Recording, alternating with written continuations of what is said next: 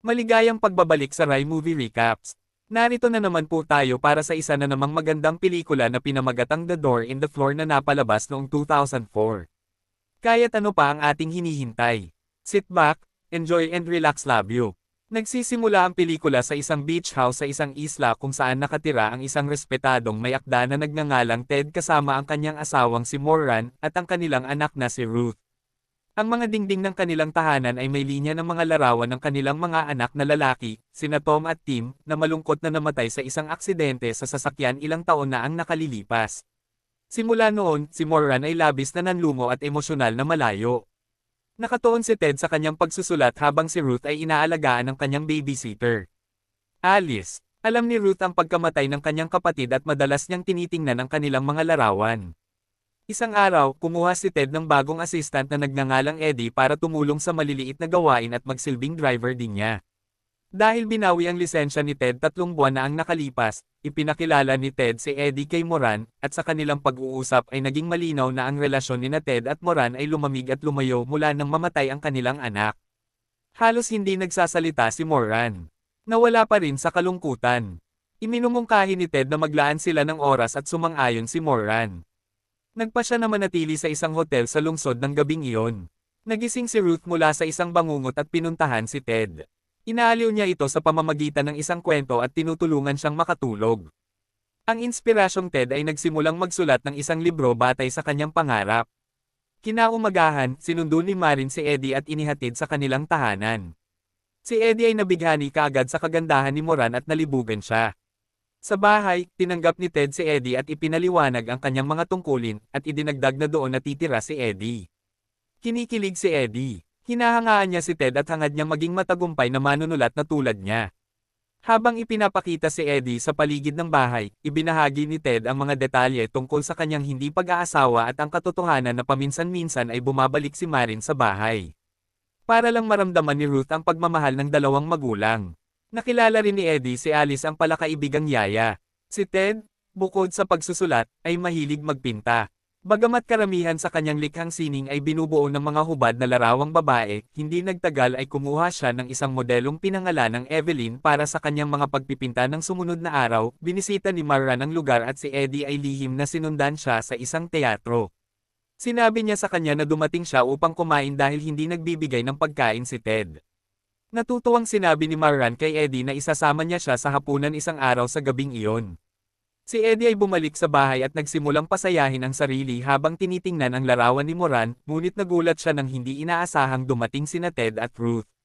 Bahagya siyang umiwas na mahuli ng maglaon, sinundan ni Eddie si Moran sa dalampasigan at palihim siyang pinapanood na nakabikini. Balik sa bahay, natagpuan niya ang kanyang mga damit na panloob at muli ay nasiyahan sa kanyang sarili. Gayunpaman, sa pagkakataong ito ay pumasok si Moran at nahuli siya. Nahihiya si Eddie, ngunit mahinahong sinabi sa kanya ni Moran na galit siya, at kinikilala na normal ito para sa isang taong kaedad niya. Inamin ni Eddie na siya na ang iniisip niya simula pa noong una niya itong makita. Si Moran ay nananatiling tahimik, ngunit hindi siya tinatanggihan. Kinabukasan pagkatapos ihatid ni Eddie si Ted sa bahay ni Evelyn, napansin niyang sinadyang iwan ni Moran ang kanyang damit na panloob para sa kanya ng gabing iyon. Si Moran at Eddie ay pumunta sa hapunan at nag-uusap. Tinanong niya kung bakit hindi niya hinabol si Alice, at sumagot siya na hindi interesado si Alice. Pagkatapos ng ilang saglit na bonding ay umuwi na sila.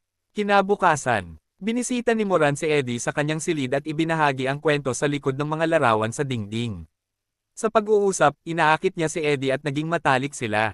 Nang maglaon, dinala ni Ted si Eddie sa isang kaganapan sa pagbabasa ng libro kung saan napagtanto ni Eddie na isinulat ni Ted ang kanyang mga nobela batay sa kanyang sariling buhay habang pauwi. Ted, salamat sa pagsasabi ni Eddie na tila mas masaya si Moran mula nang dumating si Eddie makalipas ang ilang araw. Pumasok si Ruth sa silid ni Moran sa gabi at nakita niya at si Eddie na matalik na nagulat. Si Ruth ay nagsimulang umiyak.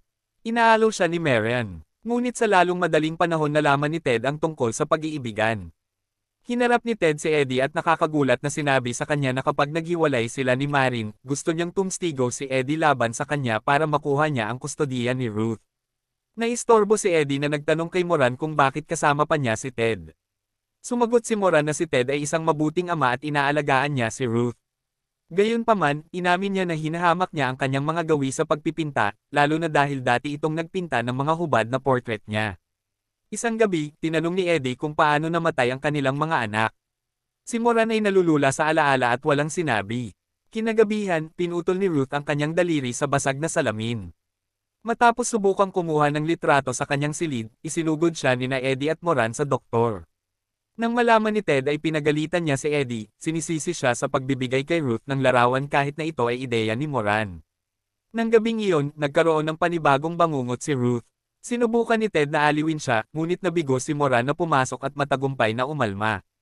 Ruth nang makita ito, napagtanto ni Ted na dapat tumira si Ruth kay Moran pagkatapos ng diborsyo, dahil mas magiging masaya siya sa susunod na araw habang muling nakikipagtalik kay Eddie. Biglang umiyak si Moran. Sinabi niya kay Eddie na plano niyang iwanan ang lahat at mawala sa lalong madaling panahon. Kinalaunan sa araw na iyon, inutusan ni Ted si Eddie na ibalik ang lahat ng mga painting ni Evelyn sa kanya. Hindi na niya gusto ang anumang gawin sa kanya na nagpapahiwatig ng pagbabago sa kanyang pag-iisip. Nang pumunta si Eddie sa bahay ni Evelyn, galit na galit siya nang malaman na hindi darating si Ted. Sinabi niya kay Eddie na kailangang personal na dumating si Ted sa Biyernes. Gayunpaman, sa panahon ng pagbisita, si Evelyn ay hindi sinasadyang nagkulong sa labas ng bahay at si Eddie ay kailangang pumasok sa isang bintana upang makabalik sa loob. Sa gabing iyon, inihayag ni Moran ang kanyang plano kay Eddie noong Biyernes. Dapat niyang ihatid si Ted sa bahay ni Evelyn ngunit hindi na siya ibabalik sa ganoong paraan. Uuwi si Ted ng gabi sa panahong iyon. Plano ni Moran na kunin ang lahat ng mga larawan ng kanyang namatay na mga anak na lalaki at umalis ng bahay magpakailanman. Noong Biyernes, dinala ni Eddie si Ted sa lugar ni Evelyn gaya ng inaasahan. Galit na galit si Evelyn. Pinunit niya ang lahat ng mga painting ni Ted.